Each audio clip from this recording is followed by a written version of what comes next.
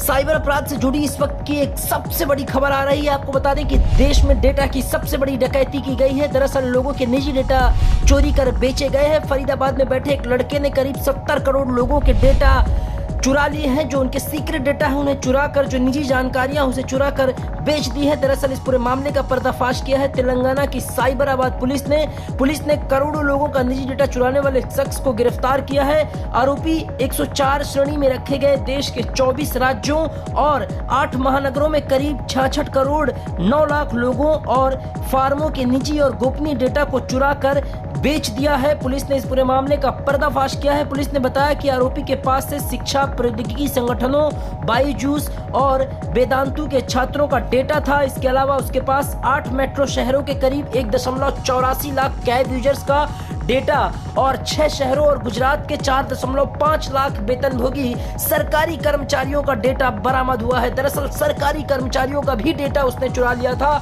आरोपी के पास GST, RTO, Amazon, Netflix, YouTube, Paytm, PhonePe, BigBasket, BookMyShow, Instagram, Zomato, Policybazaar, app stocks जैसी प्रमुख organisations के ग्राहकों का भी डेटा बरामद हुआ है। तो आरोपी ने इन सभी ऑर्गेनाइजेशंस के कस्टमरों का डेटा चुराया था। साइबराबाद पुलिस ने बताया कि आरोपी के पास से मौजूद कुछ महत्वपूर्ण डेटा में रक्षा कर्मियों, सरकारी कर्मचारियों, पैन कार्ड धारकों, 9वीं, 10वीं, 11वीं और 12वीं के छात्रों, इसके अलावा वरिष्ठ नागरिकों का डेटा भी बरामद किया गया है। इनके अलावा उसके पास दिल्ली के बिजली उपभोक्ता, डीमैट खाता धारक, विभिन्न व्यक्तियों के मोबाइल नंबर, एनईटी छात्र, उच्च निवल व्यक्ति, बीमा धारक, क्रेडिट कार्ड और डेबिट कार्ड धारकों की भी जानकारी उसके पास थी, ऐसा पुलिस का कहना है। फरीदाबाद में बैठकर यह आरोपी डेटा की चोरी कर रहा था। आरोपी की पहचान विनय भारद्वाज के रूप में की गई है। आपको बता दें कि हरियाणा के फरीदाबाद में एक वेबसाइट इंस्पायर वेज के जरिए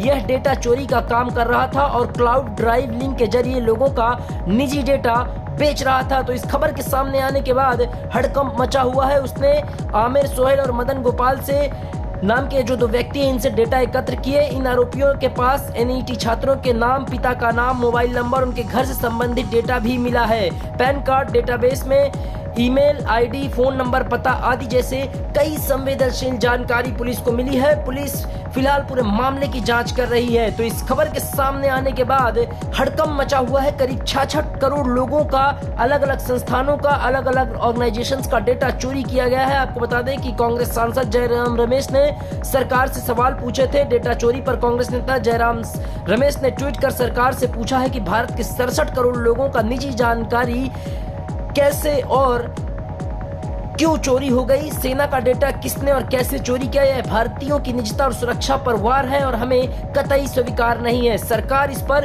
तुरंत स्पष्टीकरण दे, ऐसी मांग कांग्रेस के नेता जयराम रमेश ने की है।